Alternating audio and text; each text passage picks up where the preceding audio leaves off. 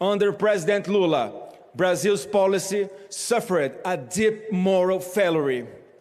Let me be very clear. Lula is anti-Semitic. This is not a slogan. This is not exaggeration.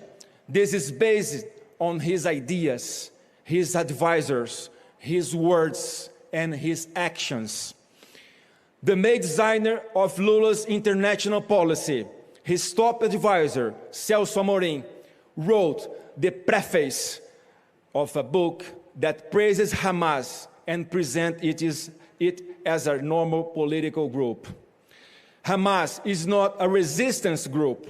Hamas is a terrorist organization, the same group that killed innocent Israeli families on October 7th.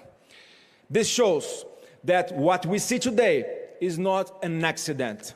It's not a mistake. It's an ideology. And this ideology does not stay on paper. It becomes government action. In early 2023, the Brazilian government allowed Iranian warships from a regime that openly calls for the destruction of Israel to enter a Brazilian port.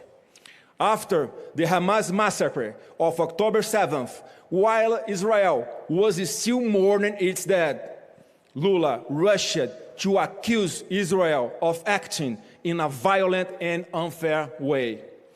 When Brazil's citizens left Gaza in November 2023, Lula used that moment not to condemn Hamas, but to attack Israel. From 2023 on, Brazil voted again and again against Israel at the United Nations and other international bodies. In February 2024, Lula crossed a moral line by comparing Israel's actions to the Holocaust and anti-Semitic statement that insulted the Jewish people and minimized the worst crime in history.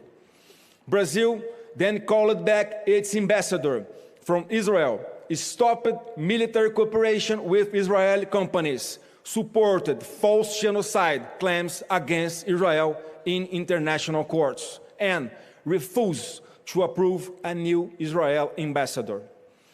These are no single mistakes. They form a clear and intentional partner.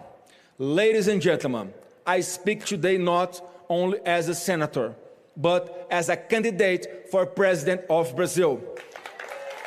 Thank you.